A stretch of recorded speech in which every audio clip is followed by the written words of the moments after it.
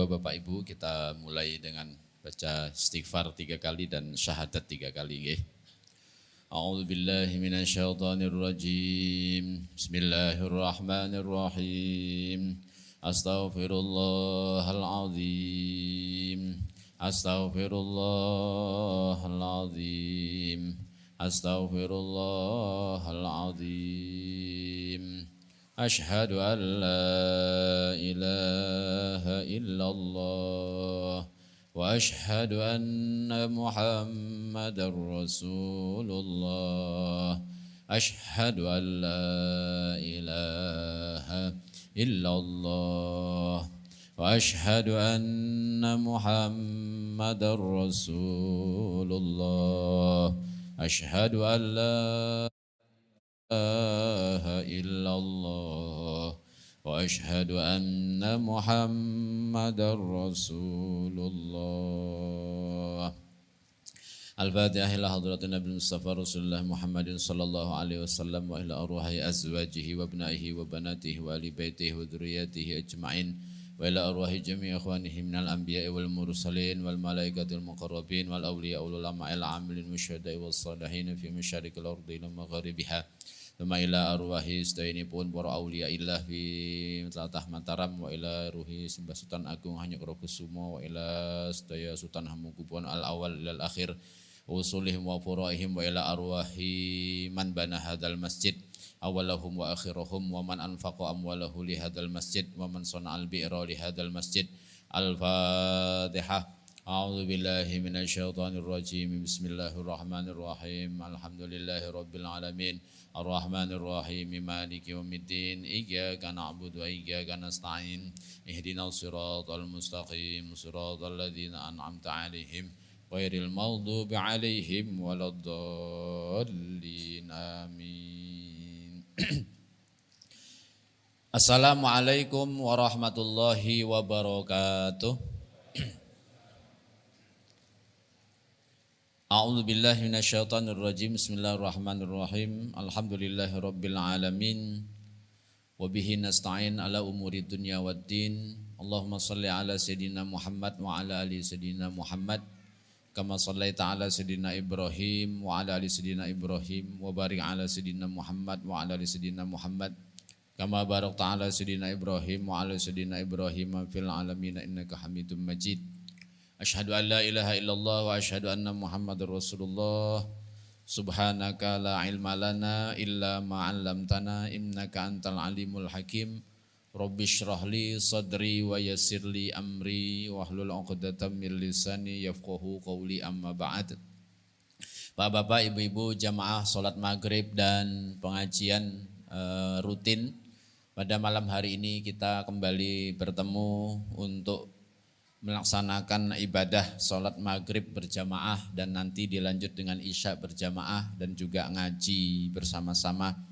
Mudah-mudahan ilmu yang kita pelajari pada malam hari ini membawa berkah dan manfaat.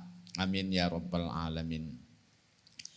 Jamaah yang dirahmati Allah Subhanahu wa taala, seperti biasa monggo sami nyantai-nyantai mawon nggih. Selonjoran jangan lupa selonjoran, jangan lupa lendetan, supaya kalau ngaji enak, nanti sampai rumah enak, tambah sehat, insya Allah tambah sehat, tambah berkah, pulang dari ngaji, tambah keparingan rezeki ingkang kathah lan barokah. Amin ya rabbal alamin. Nah. Baik Bapak Ibu, malam hari ini kita akan membicarakan bagaimana hubungan antara negeri kita ini, terutama nanti Yogyakarta tercinta ini dengan tanah Mekah, karena ini sedang masuk bulan haji, bulan Dzulqa'dah, atau kalau di Jawa nanti disebut dengan bulan Selo, ya. Jadi bulan santai atau bulan longgar, karena memang di bulan ini hampir semua orang dari seluruh dunia berangkat naik haji ke Mekah. Oleh karena itu di dalam pranata atau tatanan Islam yang dibuat oleh Sultan Agung sampai dengan hari ini, di antara bulan yang bagus untuk membangun rumah itu adalah, kalau di Jawa itu adalah bulan Ba'da Maulud atau bulan Rabiul Akhir sama bulan Dzulqa'dah atau bulan Selo ini atau bulan besar. Nanti masuk bulan besar. Jadi saat-saat untuk bagus membangun rumah dalam peranatan Islam di tanah Jawa yang nanti dibudayakan oleh Sultan Agung Hanyokrokusumo itu, yaitu bulan Ba'da Maulud atau Rabiul Akhir ya, dan bulan Dzulqa'dah atau juga bulan Dzulhijjah. 2 bulan ini monggo kalau ada yang membangun rumah ini kesempatan yang bagus. Karena apa? Karena pada bulan ini orang-orang dari seluruh dunia melaksanakan ibadah haji ke Mekah, sehingga keadaan alam ini sedang baik-baiknya, sedang ayu-ayunya, sedang cantik-cantiknya. Karena orang di Mekah naik haji mengumandangkan talbiyah, labbaik Allahumma labbaik, memuji Allah, tawaf, sa'i, nanti puncaknya wukuf di padang Arafah. Ini kesempatan yang paling bagus, sehingga Sultan Agung itu nanti menerapkan saat-saat terbaik membangun rumah itu salah satunya adalah tadi bulan Rabiul Akhir, bulan Selo, bulan Dzulqa'dah ini dan bulan Dzulhijjah. Itu dari sisi doa. Jadi doanya ini keadaan alam ini sedang baik karena sekarang jamaah haji seluruh dunia sedang memuji Allah di sana ini. Kita-kita yang nggak bisa berangkat ini insya Allah terciprati berkahnya dari sana ini. Amin ya rabbal alamin. Mudah-mudahan jamaah haji yang berangkat dari Indonesia khususnya dan seluruh dunia Islam senantiasa diberikan Allah keselamatan, kesehatan lahir dan batin, agar nanti juga dapat kembali pulang ke rumahnya dengan selamat, sehat walafiat. Amin ya rabbal alamin. Nah kemudian yang kedua, selain alamnya sedang bagus-bagusnya, kesempatan bulan Dzulqa'dah atau bulan Dzulhijjah atau bulan Selo dan bulan besar ini merupakan kesempatan karena sebagian besar orang karena ndak ngapa-ngapain. Kalau dulu ya, kalau sekarang tetap sehari-hari kerja. Kalau dulu karena nggak ngapa-ngapain sehingga kalau mau bangun rumah itu banyak yang rewang.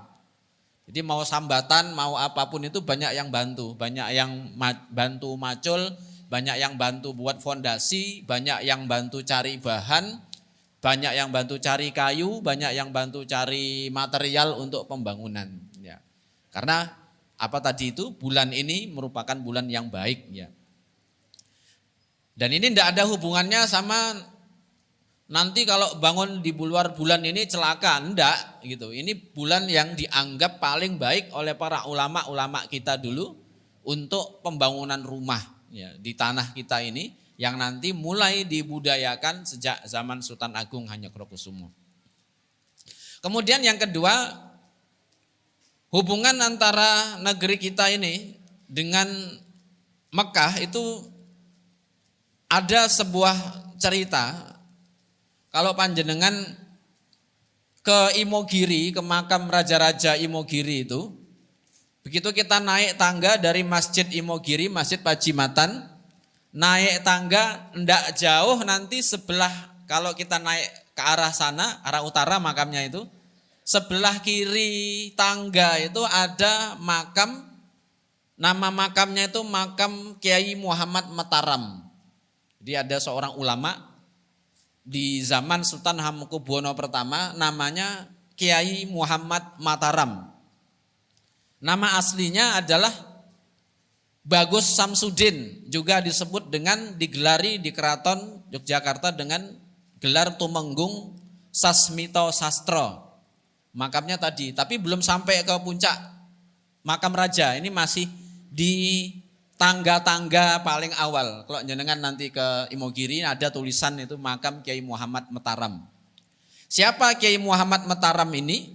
Kiai Muhammad Mataram ini pada usia 14 tahun menyelesaikan pendidikan Islam dengan para guru-guru dan para wali-wali di masa Ngayogyakarta Hadiningrat. Kemudian dia ikut berjuang bersama Pangeran Mangkubumi sebelum menjadi Sultan Hamengkubuwono pertama, ikut berperang melawan VOC. Jadi kalau di dalam cerita sejarah Yogyakarta disebut dengan Perang Giyanti. Nah kemudian Setelah selesai perang, dia diutus oleh Sultan Hamengkubuwono pertama untuk menunaikan ibadah haji ke Mekah. Nah ini Kiai Muhammad Mataram ini. Nah naik menunaikan ibadah haji ke Mekah diutus oleh Sultan Hamengkubuwono pertama. Waktu itu beliau bergelar Raden Tumenggung Sasmito Sastro. Setelah perang Giyanti, Keraton Jogja berdiri, beliau diangkat menjadi Bupati Jaksa yang pertama pada masa Ngayogyakarta Hadiningrat. Kemudian setelah itu beliau diutus oleh Sultan Hamengkubuwono pertama untuk naik haji ke Mekah. Jadi ini utusan resmi keraton. Dan kalau diutus keraton berarti tidak sendiri, banyak. Nanti di masa Sultan Habib II yang dikirim 40 orang, setelah ini nanti kita sebut nama-namanya, termasuk nanti nama-nama yang dari Karangkajen, dari Suronatan, termasuk nanti ada yang dari Kendal. Diutus oleh keraton untuk naik haji ke Mekah. Dibiayai gratis gitu ya. Kemudian naik haji ke Mekah gitu. Cuma naik haji dulu enggak kayak sekarang. Kalau sekarang naik haji 9 jam, 10 jam sampai. Kalau dulu naik haji itu perjalanannya 1 tahun gitu. Naik kapal. Jadi kalau naik haji masa dulu itu, ini saya baca di bukunya naik haji di masa kolonial gitu ya. Naik haji di masa silam juga ada itu. Saya baca di situ. Tuh kalau orang dulu mau naik haji itu perpisahannya tuh sudah nangis-nangis. Nah, kalau sekarang perpisahannya kan senang karena yang datang diberkati gitu. Yang datang dikasih berkat. Kemudian yang mau naik haji juga senang gitu ya. Senang minta maaf itu semua. Nah, kalau dulu nangis-nangis karena apa? Karena perjalanan setahun belum tentu bisa pulang. Gitu. Belum tentu bisa pulang. Jadi banyak yang nanti nuwun sewu ternyata di tengah laut diambil oleh Allah nyawanya, meninggal di tengah laut, kemudian dimakamkan dengan menceburkan ke dalam laut gitu ya. Jadi banyak yang seperti itu.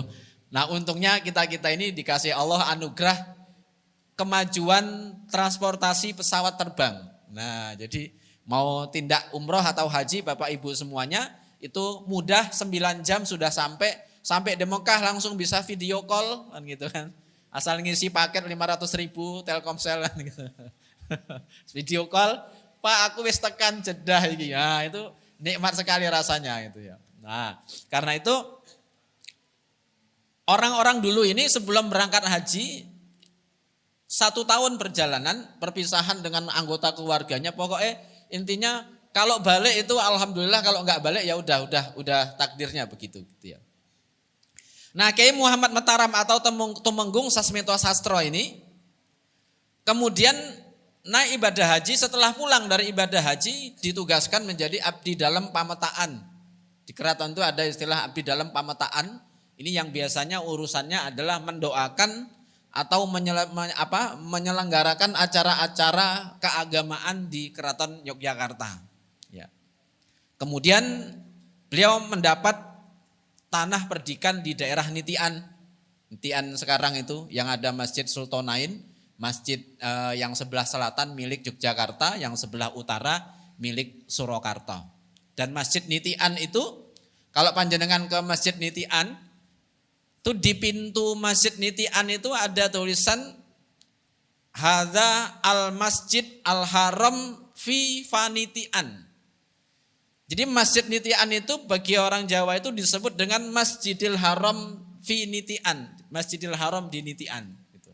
Artinya masjid-masjid yang dibangun di wilayah Yogyakarta itu merupakan upaya para ulama-ulama untuk mendekatkan orang-orang Jawa di tanah kita ini dengan Masjidil Haram. Sehingga disebut dengan istilah Al-Masjid Al-Haram atau Masjidil Haram. Ya. Nah jadi Tumenggung Sasmito Sastro ini ketika pulang baru nanti diberikan nama Kiai Muhammad Mataram. Ini beliau tadi makamnya jenengan ke arah Imogiri misalnya mau ziarah ke makam raja-raja enggak apa-apa. Kalau misalnya enggak ziarah, naik aja sebentar nanti ketemu itu cungkupnya gapura makam namanya makam Karangkajen Kiai Muhammad Mataram I. Nah, nanti masuk aja ke dalam situ makam beliau ada di situ. Ini orang pertama setahu saya yang diutus oleh Sultan Hamengkubuwono pertama untuk naik haji ke Mekah sebagai utusan resmi Keraton Yogyakarta. Selain beliau, ada lagi nanti namanya Kiai Fakih.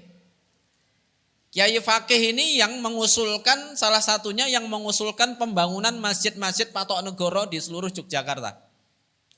Beliau nanti diberikan masjid di Wonokromo, Masjid Takwa Wonokromo.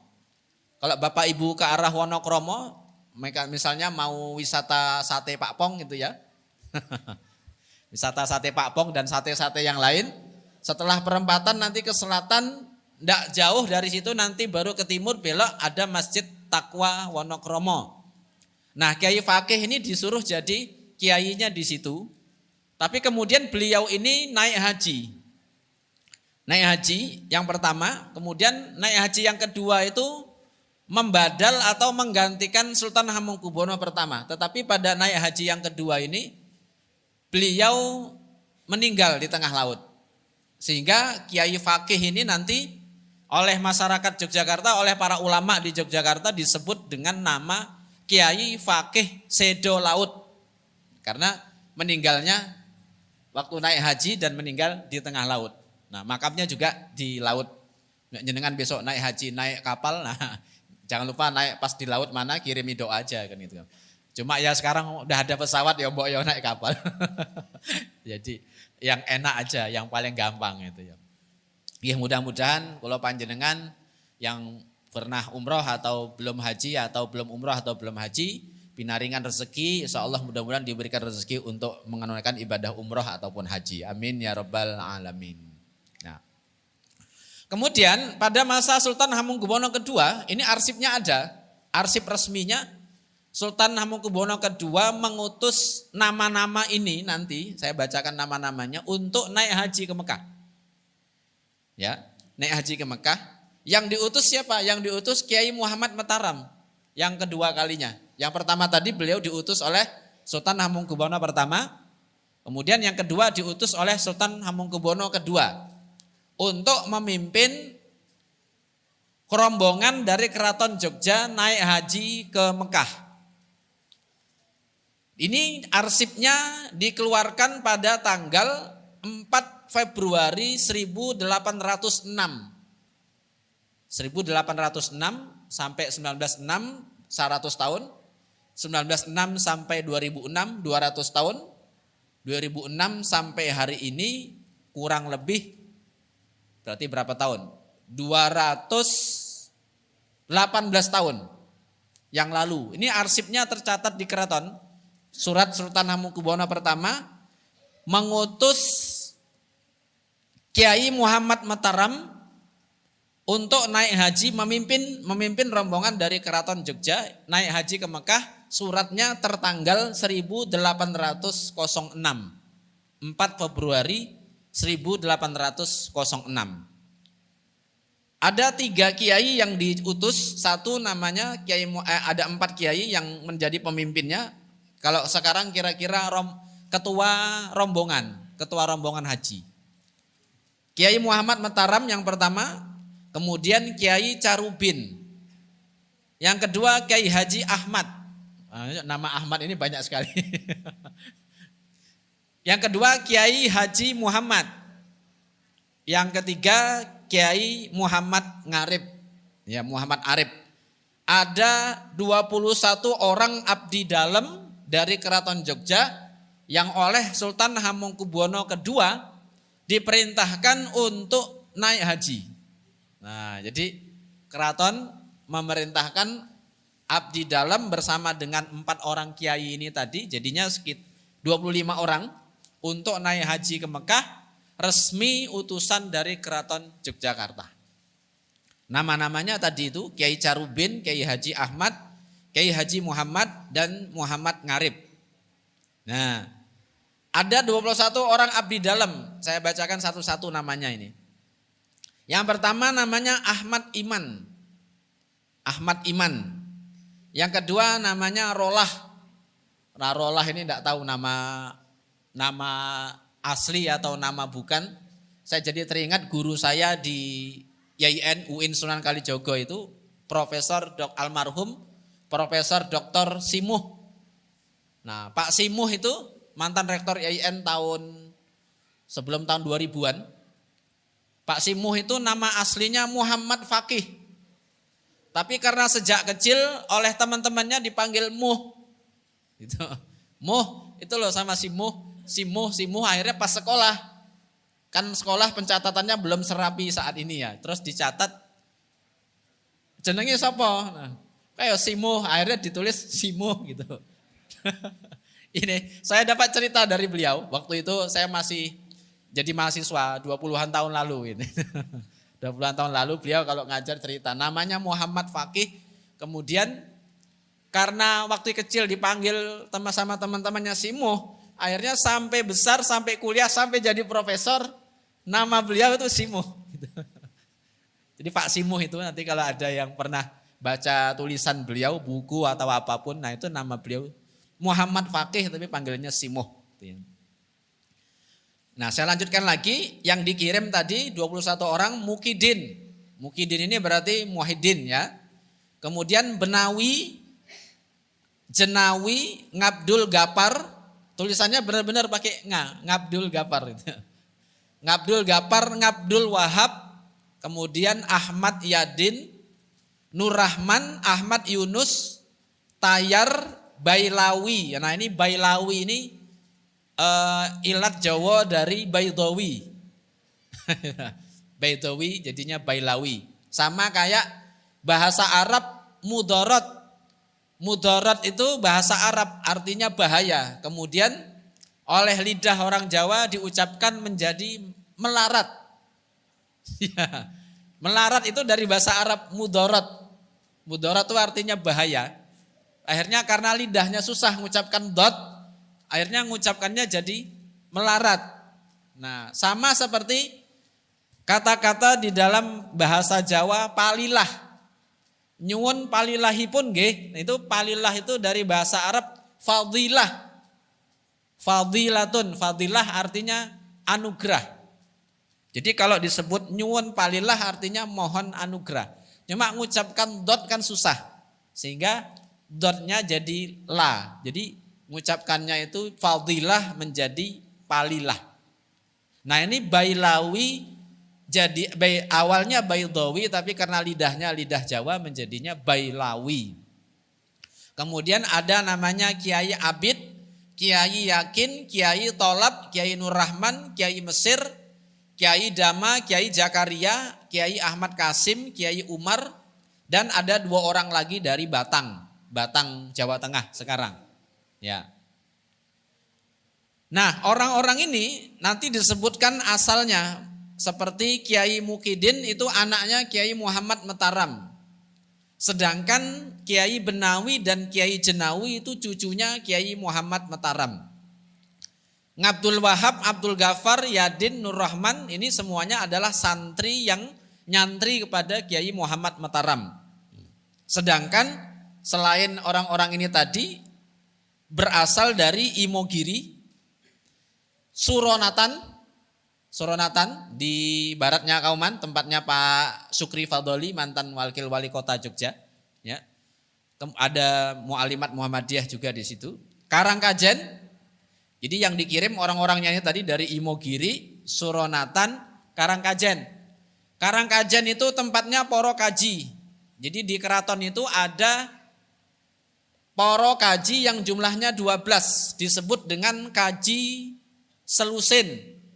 Tugas beliau ini untuk mengajar anak-anaknya sultan dan anak-anaknya pangeran. Dan diberikan tanah untuk tinggal di Karangkajen. Sehingga nanti tempat itu disebut dengan Karangkajen. Karang artinya desa atau tempat atau wilayah. Karangkajen itu berarti tempat ini adalah desanya poro kaji, para haji. Awalnya itu disebut dengan Karang Kajian, tapi karena lidah susah mengucapkan Karang Kajian, lama-lama menjadi Karang Kajen. Nah di Karang Kajen itu ada masjid yang saat ini menjadi masjid satu-satunya di Karang Kajen, Masjid Jami Karang Kajen. Masjid ini adalah masjid kagungan dalam, miliknya Keraton Yogyakarta. Tetapi sekarang sudah direnovasi total sehingga bentuk-bentuk aslinya hampir-hampir tidak bisa kita saksikan kalau di situ. Jadi kalau jenengan ke Masjid Karangkajen, sekalian nanti misalnya mau ziarah ke makam Kiai Ahmad Dahlan, nah masjidnya itu adalah masjid sepuh juga, masjid tua yang didirikan oleh keraton untuk diberikan kepada para haji yang jumlahnya 12 orang ini tadi. Jadi di antara mereka ini tadi ada yang dari Karangkajen dan satu lagi ada yang dari Kota Gede. Nah, Kota Gede itu Jogja. Kota itu artinya daerah yang ada bentengnya, maka disebut dengan kota. Nah, Kota Gede artinya kota besar. Maksudnya di situ tuh dulu dibangun benteng besar pada masa Mataram Islam ketika dibangun oleh Kiai Ageng Pamanahan dan Panembahan Senopati. Nah, jadi para haji-haji ini diutus resmi oleh keraton untuk naik haji ke Mekah. Nah, mereka-mereka ini ketika pulang itu nanti kembali melaksanakan tugas-tugasnya dan sudah disebut dengan istilah kaji atau orang-orang yang sudah pernah menunaikan ibadah haji. Jadi istilah haji yang hari ini dicantumkan di nama-nama umat Islam yang sudah selesai haji atau hajjah untuk perempuan, itu kalau dilacak sudah lama, tidak hanya baru kemarin sore tapi sudah lama, sejak 200-an tahun lalu sudah disebut dengan istilah haji gitu ya. Karena apa? Karena haji artinya orang yang mengunjungi Ka'bah, mengunjungi Baitul Haram, sehingga ketika mereka pulang ke Indonesia mereka diberikan gelar haji gitu. Kalau orang yang sholat nggak usah gitu. Masuk nanti setiap disebut gelar sholat sholat Muhammad Latif, nah kan itu enggak itu. Kayak Mas Latif dikasih gelar sholat kan enggak mungkin. Kalau haji iya gitu ya. Nah, baik. Kiai Haji Muhammad Mataram ini nanti makamnya tadi itu disebut dengan di gapuranya tertulis Makam Karangkajen Wonoloyo Pajimatan Imogiri Kiai Haji Muhammad Mataram. Jadi gelar Kiai Haji zaman tahun 1800-an sudah dipakai menjadi sebutan untuk nama-nama orang-orang yang dianggap ahli dalam bidang agama Islam dan juga dianggap sudah naik haji, kemudian diberikan gelar Kiai Haji. Nah, ini kita kirimkan Fatihah dulu untuk beliau-beliau yang kita ceritakan ini. Kiai Muhammad Mataram atau Temenggung Sastro Sasmita, Kiai Carubin, Kiai Haji Ahmad, Kiai Haji Muhammad, Kiai Muhammad Ngarib, Kiai Ahmad Iman, Kiai Rolah, Kiai Mukidin, Kiai Benawi, Kiai Jenawi, Kiai Ngabdul Gapar, Kiai Ngabdul Wahab, Kiai Ahmad Yadin, Kiai Nur Rahman, Kiai Ahmad Yunus, Kiai Tayar, Kiai Bailawi, Kiai Abid, Kiai Yakin, Kiai Tolab, Kiai Nur Rahman, Kiai Mesir, Kiai Dama, Kiai Zakaria, Kiai Ahmad Kasim, Kiai Umar, dan ada 2 orang lagi Kiai dari Batang. Mudah-mudahan beliau di alam kuburnya diampuni oleh Allah Subhanahu wa taala, diberikan syafaat Kanjeng Nabi Muhammad SAW, anak turunnya mudah-mudahan diberikan Allah tetap iman Islam sampai akhir zaman. Al-Fatihah. A'udzubillahi minasyaitonirrajim. Bismillahirrahmanirrahim. Alhamdulillahirabbil alamin arrahmanirrahim maliki yaumiddin. Iyyaka na'budu wa iyyaka nasta'in. Ihdinas siratal mustaqim. Siratal ladzina an'amta 'alaihim ghairil maghdubi 'alaihim waladdallin. Amin. Nah, lanjut dikit lagi nggih. Monggo sambil diminum atau dimakan, kalau habis tolong Pak Takmir masuk masjid, insya Allah dapat barokah, ya minimal barokah teh dan snack, pulang-pulang tambah sehat, tambah walafiat, amin ya rabbal alamin. Nah, sebenarnya sejak kapan hubungan antara Mataram Islam Yogyakarta dengan Mekah? Di dalam Babad Diponegoro diceritakan bahwa Sultan Agung itu sebelum nanti menjadi raja tahun 1613, Sultan Agung ini menuntut ilmu sampai ke Mekah. Jadi nyantri ke Mekah.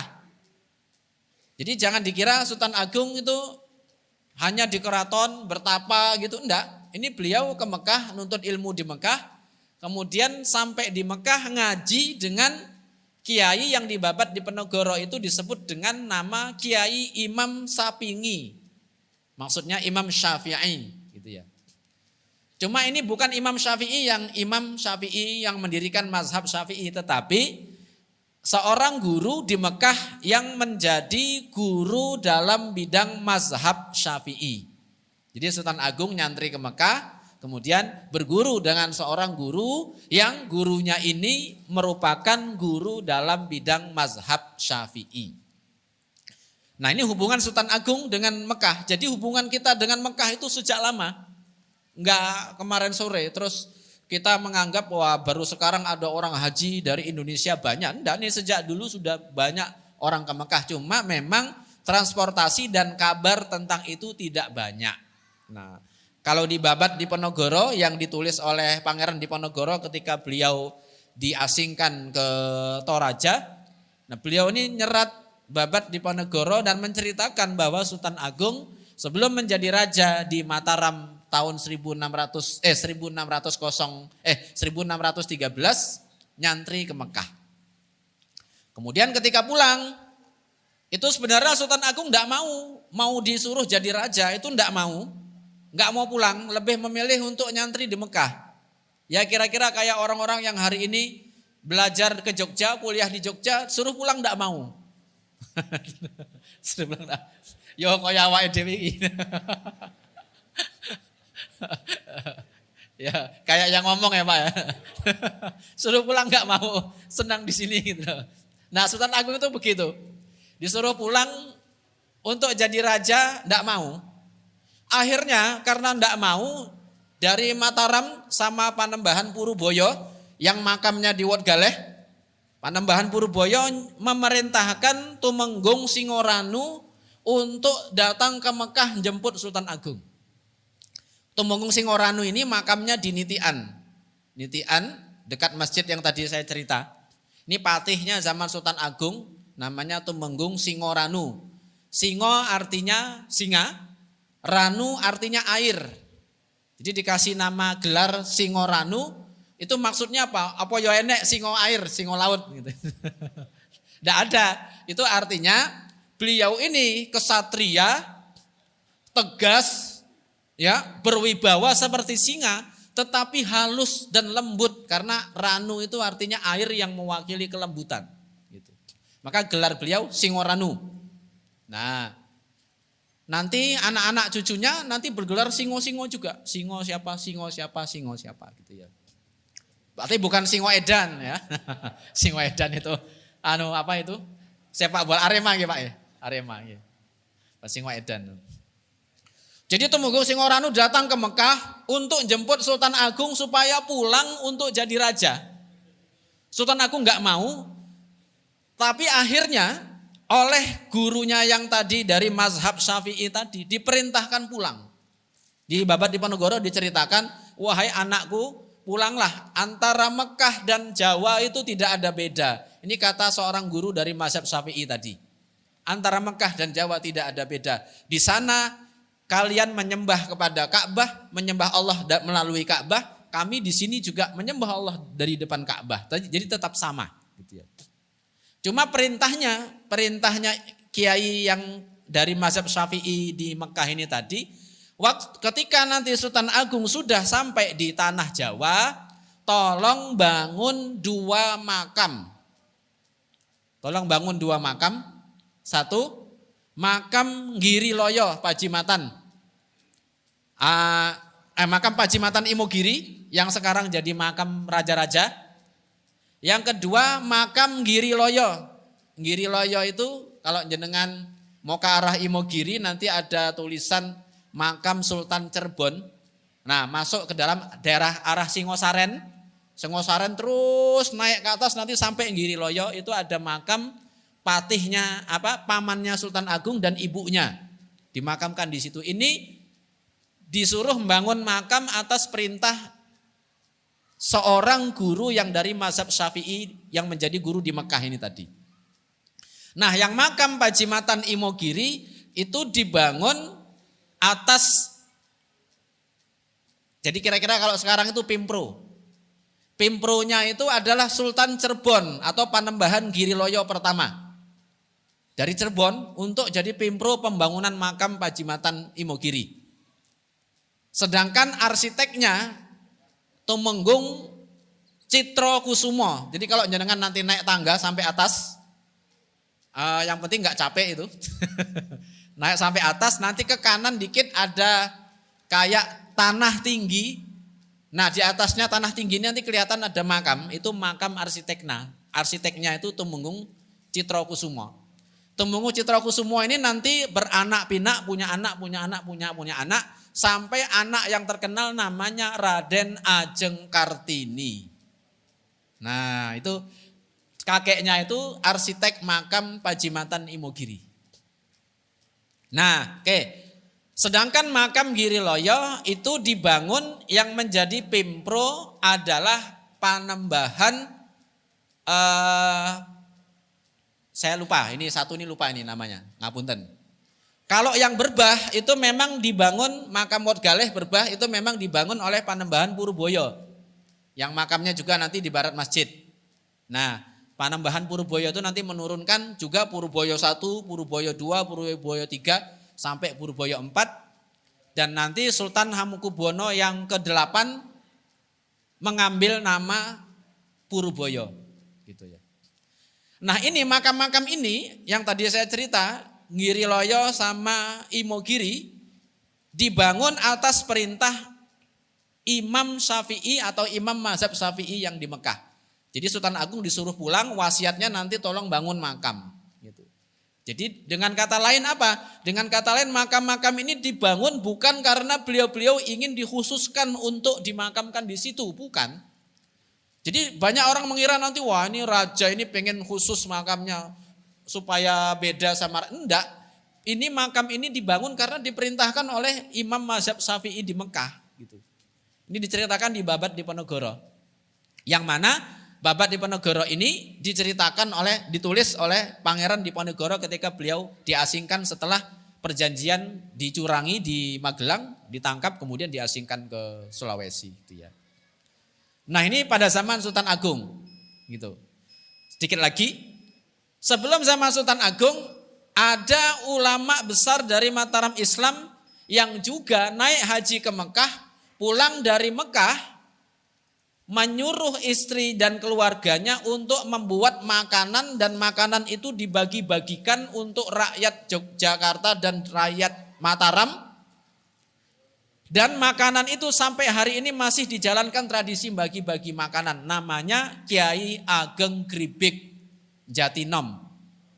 Nah, jadi Jatinom itu Kiai Ageng Gribik pulang dari Mekah sebagai rasa syukur selamatan.